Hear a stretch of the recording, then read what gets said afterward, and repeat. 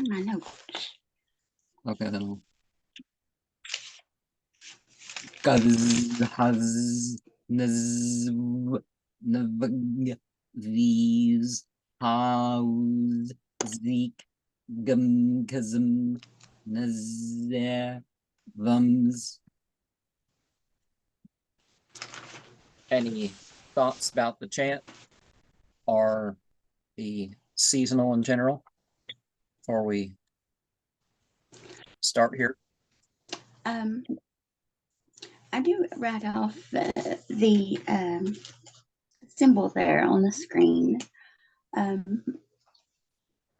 I noticed, like the two middle triangles. There's something about those two middle triangles. I just literally had the idea to focus in on those later and just kind of see what we'll go through. Or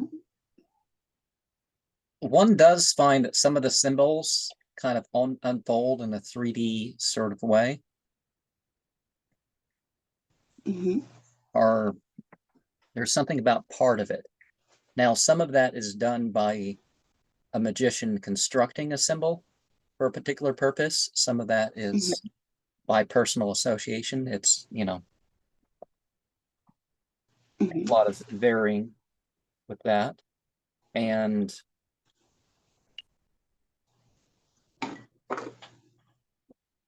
so in with some of the verses that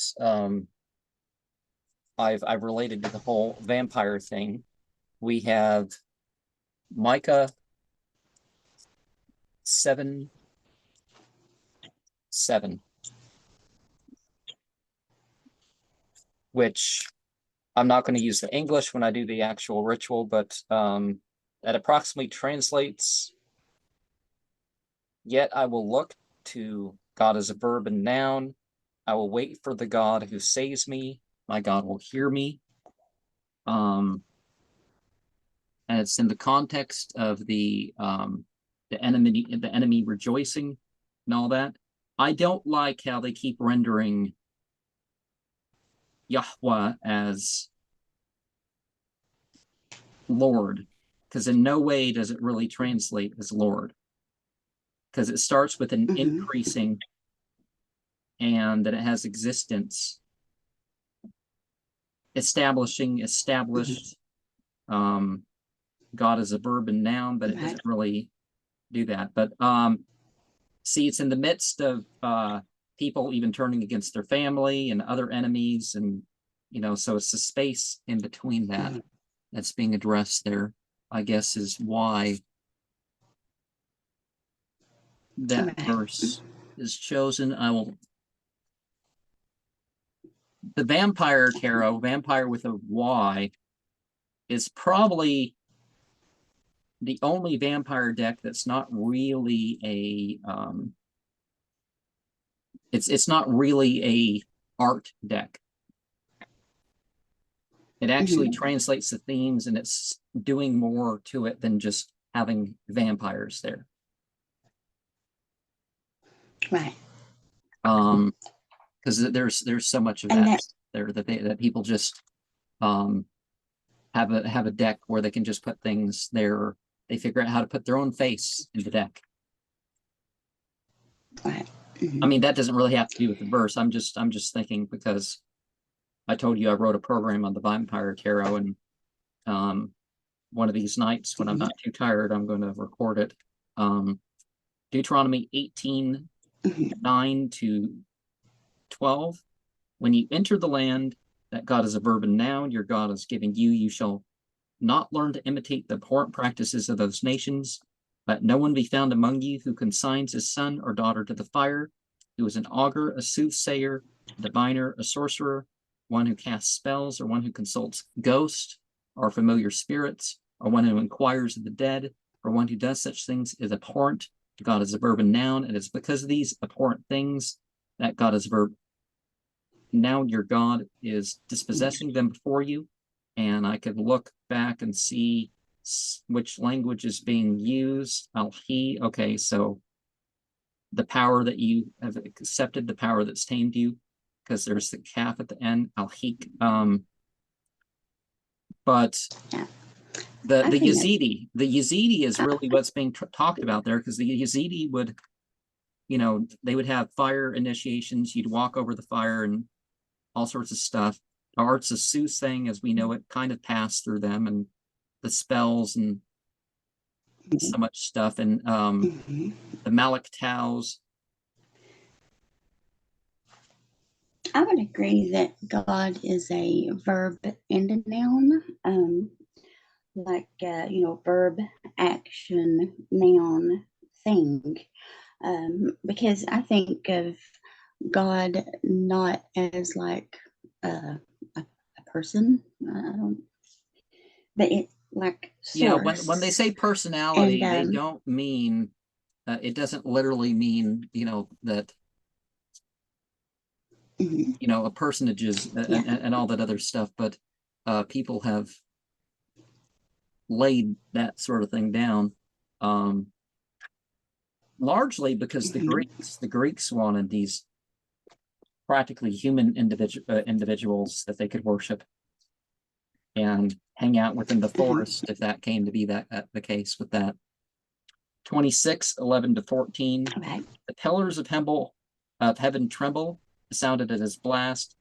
By his power, he stilled the sea. By his skill, he struck down Rahab. By his wind, the heavens were calmed. By his hand, pierced the elusive serpent. So again, piercing relates to terms for vampire. And these are but glimpses of his rule, the mere whisper that we perceive of him. Who can absorb the thunder of his mighty deeds? Just like the last one, we talked about the infernal, the dead, and all that stuff. Here we're talking about piercing and moving power. And 29. And some of these verses, some of these things they sound a lot more like the issue that one's talking about when you look at the meaning of the original and the stories that are attached to these. Some of the things in the Bible, for example, ended up as only a couple verses when there's a whole story behind it. There would be whole books sometimes to some of these, just a couple verses here and there. But 29:17, I broke the jaws of the wrongdoer and wrested prey from his teeth. Again, that idea of prey and the teeth. The sigil of the Morena, that kind of makes me think of that a bit. And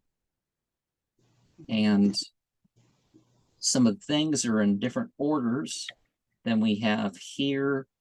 One of the tricky things is, one's raised Christian and then one learns to read the languages, and they order the books different. And they do that to lead you more towards Christianity, is the changing of the order of the books, and some of the translations are obviously off, but people aren't going to get that unless they have the original before them, and they're doing some, they're actually referencing the original, trying to think of what it means, or they know what it means. But I can at least get semantics. I usually don't have literal meanings for stuff, and there's some stuff that nobody has, like living language uses of that, but that's sort of a side note. And 1-17 of Isaiah 34. Approach.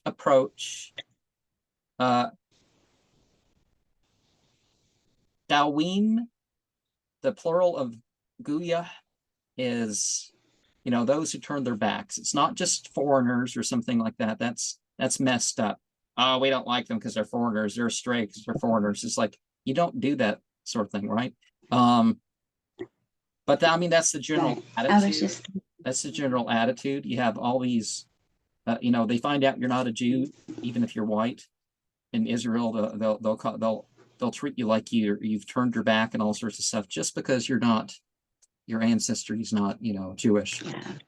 And the Jewish ancestry thing tends to be not Semitic in the first place. So I think it's like a secret little thing against them that that they claim this fake ancestry and this fake ancestry. But give heed, O peoples, let the earth and those in it hear the world and what it brings. For God as a verb and noun is angry at those who've turned their backs, furious at all their hosts, the legions of the spirits, I guess, and the groups of them, obviously. He has doomed them, consigned them to slaughter. Their slain shall be left lying, and the stench of their corpses shall mount, and the hills shall be drenched with their blood, and all the hosts of the heavens shall molder. The heavens shall be rolled up like a scroll, and all their hosts shall wither like a leaf withering on the vine, or shriveled fruit on a fig tree. For my sword shall be drunk in the sky. Lo, it shall come down upon Edom, upon the people I have doomed to wreak judgment. The Lord has a sword and is satiated with blood. It is gorged with fat, the blood of lambs and he-goats, the kidney fat of the rams. For God is verb and noun, holds a sacrifice in Boza.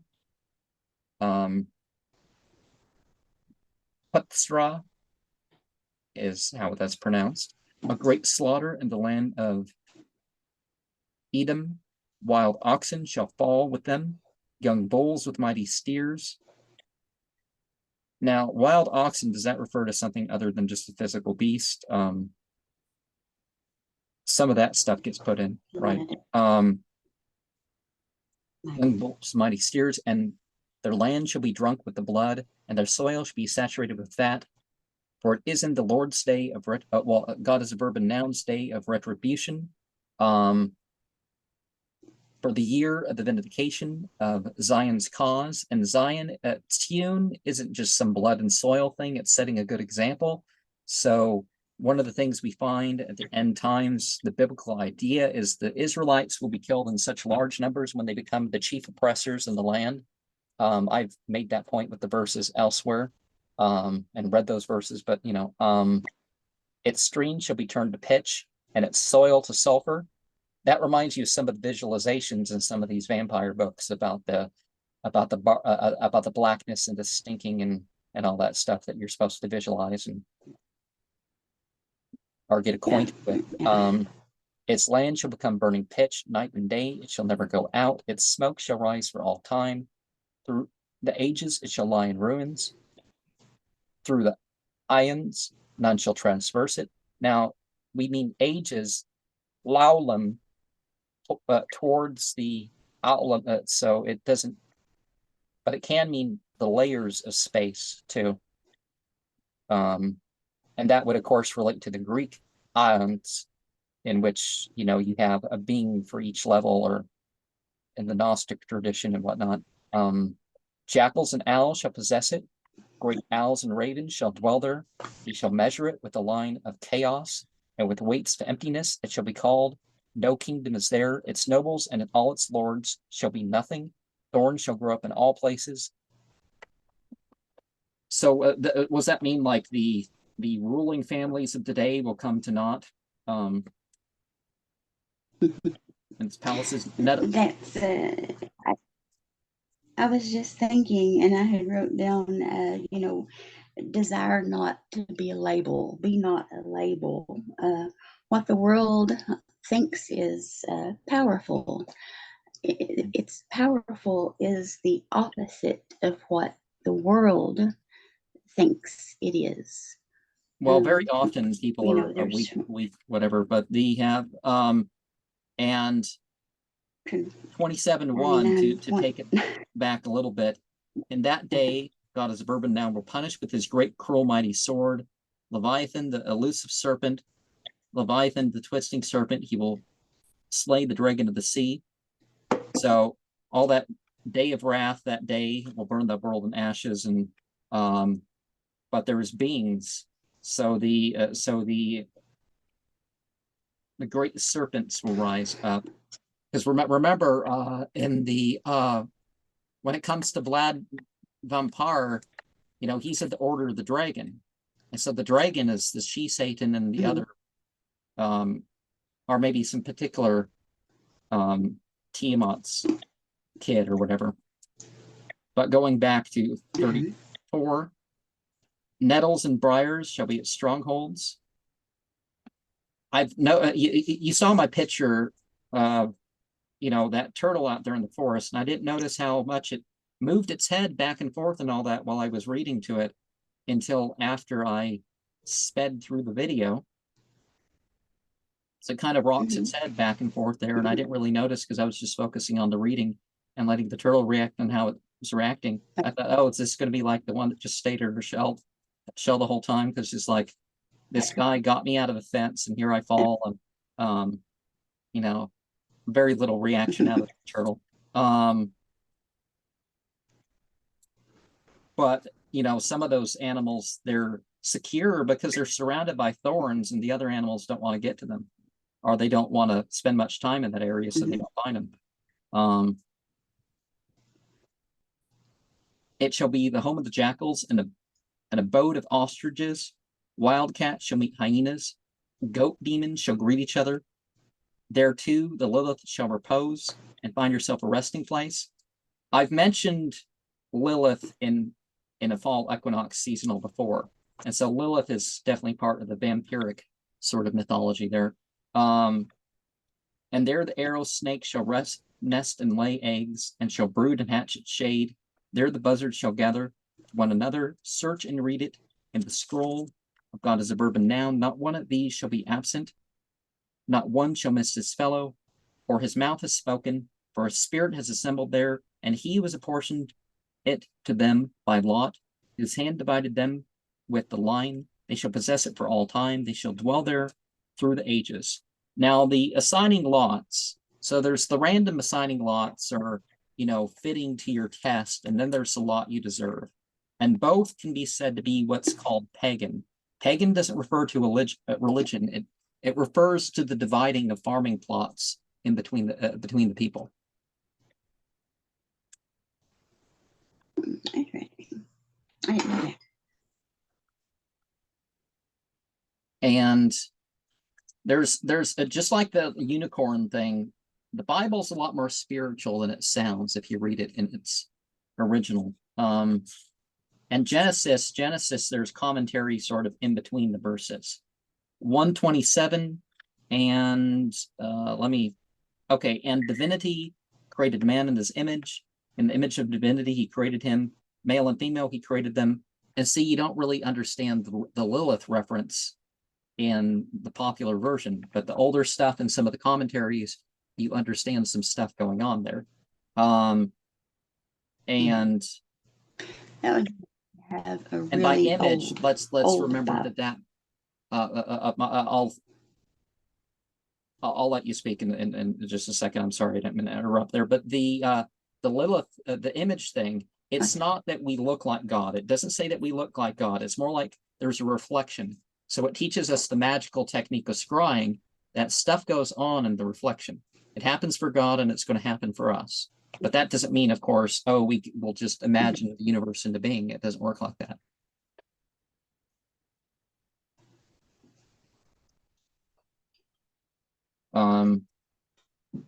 Might as well say 2, 4 to 6. Such is the story of the heaven and earth when they were created. When God is a verb and noun, all divinity made earth and heaven. So when no shrub of the field was yet on the earth, and no grasses of the field had yet sprouted, because God is a verb and noun, divinity had not sent rain upon the earth, and there was no man to till the soil, but a flow would well up from the ground and water the whole surface of the earth. And that's it with the Genesis or Brashit verses. And you were going to say something?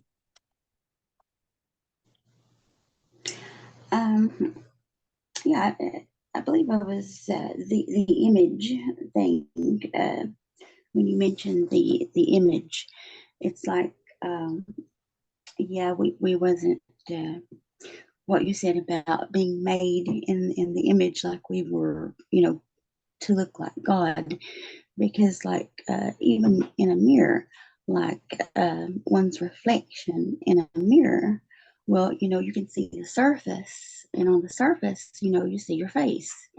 But if you let yourself see a little bit behind that, immediate reflection of the face, you can see a little bit more behind the, just your face.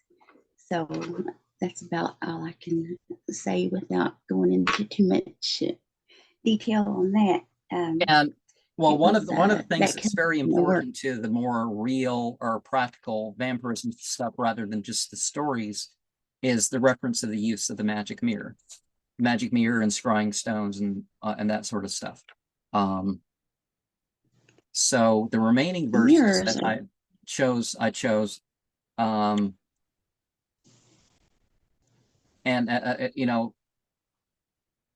you might want to see the Alutka, like the Goetia number 52, I believe, for information about that group of vampires, you could say, because you do find this word coming up in Proverbs. And I'm not saying that word is in every one of these verses, but we have 2:16 to 19.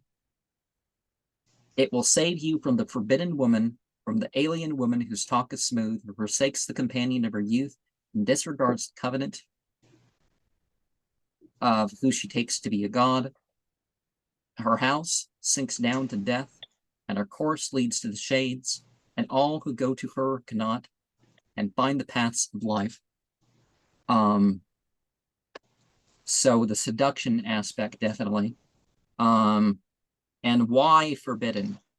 Is it the context? Is it the type of person they are? Mm-hmm. And do they get their evil powers because they have separated from previous relationships, or what's going on? And then, of course, number 5, most of this, so 1 to oh wait, no, all of it, I guess I've decided. Some people like to read a psalm, a proverb a day, because the number of proverbs, but I think that's just a later thing, and there are larger numbers of these that didn't get included. They just wanted particular numbers, like 150 was important to some of the ancient Egyptian and Persian books, so they picked 150 psalms, and like Psalm 119, they could have made that an extra 21 psalms. But I mean, I guess that was sort of the point with what they did there. But my son, listen to my wisdom, incline your ear to my insight, that ye may have foresight, while your lips hold fast to knowledge. For the lips of a forbidden woman drip honey, her mouth is smoother than oil, but in the end she is as bitter as wormwood, sharp as a two-edged sword. Her feet go down to death, her steps take hold of Sheol. So basically, like hell. Shal is one of the words, if you remember that from the pentagram, right? Shal is like, if you divide the hells into quadrants, Shal is for the south. She does not chart a path of life. Well, you kind of want to be beyond life anyways, but her course meanders for lack of knowledge. So now, sons, pay heed to me, and do not swerve from the words of my mouth. Keep yourself far away from her. Do not come near the doorway of her house, lest you give up your vigor to others, your years to a ruthless one, lest strangers eat their fill of strength, and your toil be for the house of another. And in the end, you roar when your flesh and body are consumed. Again, obviously a reference to hell, but some of the disease consequences of this life, possibly. And say how I hated discipline. And see, that's the thing. Regardless to what side you're going to be on when it comes to all this, discipline is a very, very important thing. And I don't mean, discipline. No, I don't mean it's not code for spanking or whatever, and hardly spurned rebuke. I did not pay heed to my teachers or incline my ear to my instructors. Soon I was in dire trouble. Amidst the assembled congregation, drink water from your own cistern, running water from your own well. Your springs will gush forth in streams in the public squares. They will be yours alone, others having no part with you. Let your fountain be blessed. Find joy in the wife of your youth. a loving doe, a graceful mountain goat. Let her breast satisfy you at all times. Be infatuated with love of her always. Why be infatuated, my son, with a forbidden woman? Why clasp the bosom of an alien woman? For a man's ways are before the eyes of God. He surveys his entire course. The wicked man will be trapped by his iniquities. He will be caught up in the ropes of his sin. He will die for a lack of discipline, infatuated by his great folly. So again, something behind something rather than just following the pool and being in charge of your own pool.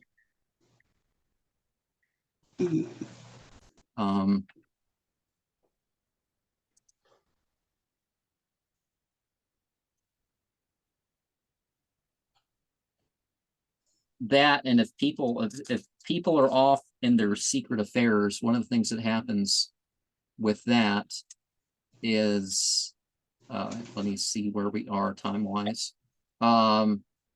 Sometimes all the credit of whatever goes to the other person.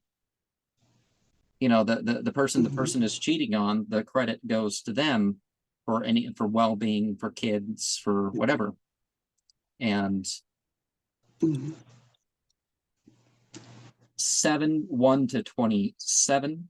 My son, heed my words and store up my commandments with you.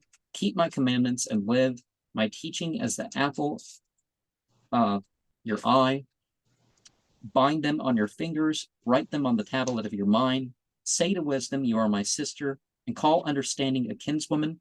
Now remember, Baphomet comes from Sophia, one of the roots of that. And Sophia and Baphomet is originally thought of as in the female form, and it connects to the 1,000 goat mother and stuff like that. So the sister aspect, and call understanding a kinswoman. She will guard you from a forbidden woman, from an alien woman whose talk is smooth. From the window of my house, through my lattice, I looked out, and I saw among the simple, noticed among the youths, a lad devoid of sense. He was crossing the street near her corner, walking toward her house. In the dusk of the evening and the dark hours of night, a woman comes towards him, dressed like a harlot with set purpose. She is bustling and restive. She is never at home, now in the street, now in the square. She lurks at every corner. She lays hold of him and kisses him. Brazenly, she says to him, I had to make a sacrifice of well-being. Today I fulfilled my vows. Therefore I have come out to you, seeking you, and have found you. I have decked my couch with covers of dyed Egyptian linen. I have sprinkled my bed with myrrh, aloes, and cinnamon. Remember that stuff in the Song of Psalms, the preparation stuff. So again, the different context. A lot of people fall into something because they're like, I can get it here rather than getting it in the proper context, in a different context. Let us drink our fill of love till morning. Let us delight in amorous embrace. For the man of the house is away. He is off on a distant journey. He took his bag of money with him and will return only at mid-month. Well, some husbands only, they stay away from the wife all month, but they figure, oh, she's in the mood around this, so they look for the full moon and come back for the full moon, or whenever they think their wife is going to be in the mood. And it's shouldn't be like that. One should be sure. Sometimes it's best to go hunting during the new moon or something, but it's you don't abandon people all month and only. She sways him with her eloquence. What?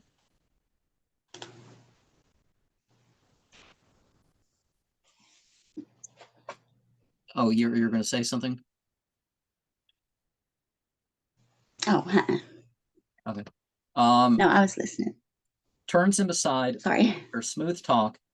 Thoughtlessly, he follows her like an ox going to the slaughter, or a fool to the stocks of punishment. And predation of any type or influence of any type tends not to be this shock and awe. Like these people who go, have you ever been to the market or ever encountered one of these peace and justice or interfaith fairs or whatever?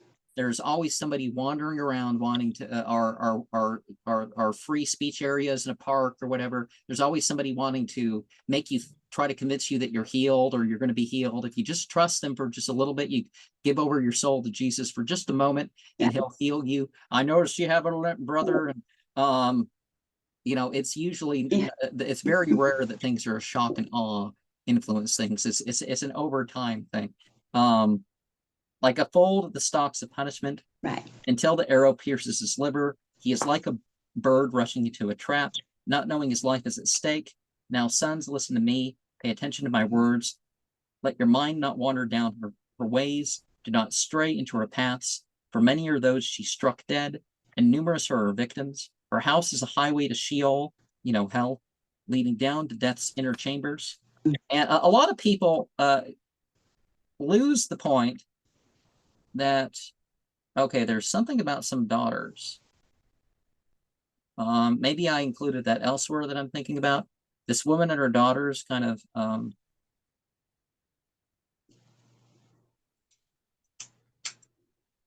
well, anyways, with that.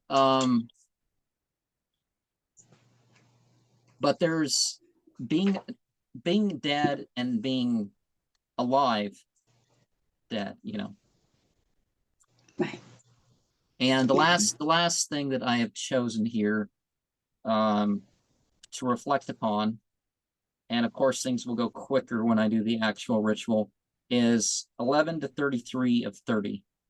There is a breed of men that bring a curse on its fathers. Well, obviously, we have these other selections that we chose here, where the father's attempting to train the child, and those who are libertine and just let their child be trained by society, whether it's the TD or whatever, it's like it's on you how messed up your kids get, right? And it's a shame nowadays. There has to be every other religious group is giving sermons against Disney because Disney is turning against. It used to be okay. Maybe the magic of Disney was like maybe something you wouldn't want to get your kids involved with or whatever, but Disney's really gone off the deep end with some stuff. It's now more important than ever to, a parent, for them to watch what their kids watch, because yeah. And like it's in not the like vampire Saturday chant, morning. we have this circle of colors. If you notice, you got the circle of colors, and it matches the year, and you got the different aspects of the body and soul and stuff dealt with, and different things in terms of relationships, the companion spirits, whether they be incarnate or not, and the other. And but I guess I'll finish this thing here. And it brings no blessing to its mothers, a breed that thinks itself pure. You're not, you aren't merely what you decide you are. Oh, I'm good because I've decided I'm good. And, though it is not washed of its filth, a breed so haughty of bearing, so superstitious, a breed whose teeth are swords and jaws are knives, ready to devour the poor of the land, the needy among men. The leech has 2 daughters, give and give. Aluka is a word for vampire. And the thing that we're not getting in the translation here is the 2 are the led by. So led by the vampire, and the hay at the end indicates the feminine. So basically they stop and stop. 3 things are insatiable. 4 never say enough. That 3 and that 4 in terms of the womb, in terms of mazes and all that stuff. In terms of the 7, the NBC, CBS, which one has that peacock? That peacock's actually a Malik Taos with his angel statue. Oh well, ABC or NBC. It's not ABC, but there's a lot of Yazidi symbolism in with some of these companies, which is interesting when you. Wow. But how NATO and the World Economic Forum and stuff how they have connections to the Nazium and the Mother of Darkness Castle and some other stuff going on. So, Sheol, a barren womb, earth that cannot get enough water, and fire which never says enough, the eye that mocks a father and disdains the homage due to a mother. The ravens of the brook will gouge it out, young eagles will devour it. So if you're not, if you don't have regard of your own lineage of influence and heredity and stuff like this, then other people who have that of their own, that gives them grounds, strength to attack. 3 things are beyond me, 4 I cannot fathom. Oh, I guess they repeat that thing again. How an eagle makes its way over the sky, how a snake makes its way over a rock, how a ship makes its way through the high seas, how a man has his way with a maiden. Such is the way of an adulteress. She eats and wipes her mouth and says, I've done nothing wrong. So just like the Greek phrase, porn you say, that's literally a phrase used in the Bible. Porn you say. Porn is the extramarital sex act, and some people are like, oh, there's no such thing as a technical virgin. Either you are or you're not. Don't say you've done some other act or you've used a condom or something like that. Particularly since it's like Clinton finally admitted that had an affair and it was wrong. It's like because he was trying to play this game that Yeah. But he finally admitted whatever. It doesn't make a person more moral to have a affair in one way versus another or whatever. The earth shudders at 3 things, at 4 which cannot bear. Yeah, I've never noticed. I don't think I've noticed that it repeats that formula. It's like 3 and then 4. A slave who becomes a king, a scoundrel sated with food, a loathsome woman who gets married. Well, it's better that a couple people are mischievous, at least get married to each other. That can slow some of that down. Yeah. Now people say, well, then they're doing something worse. Then they're both adulterers. It's like, but I don't know. Then most of what they're doing is counts on their behalf. Most religions don't have that Christian thing where you're like, Yeah. A slave girl who supplants her mistress. 4 are among the tiniest on earth, yet they are the wisest of the wise. Ants are folk without power, yet they prepare food for themselves in summer. A badger is a folk without strength, yet makes a home in the rock. The locusts have no king, yet they march forth in formation. You can catch the lizard in your hand, yet it's found in royal palaces. There are 3 that are stately of stride, 4 that carry themselves well. The lion is mightiest among beasts and recoils before none. The greyhound and the he-goat, the king whom none dares resist. If you have been scandalously arrogant, if you have been a schemer, then clap your hand to your mouth, as milk under the pressure produces butter, and a nose under pressure produces blood. So patience under pressure produces strife. Now, I don't remember the lyrics to the Queen song, so I'm not really going to make a comment. You know what I mean? Under pressure is part of the lyrics. Yeah. But I'm going to let you finish the comment off with this program. We're under a minute here. And I'll put on the screen the chant. Okay. I was just thinking of, today's good and evil. The lines they seem to be getting kind of blurry. It's like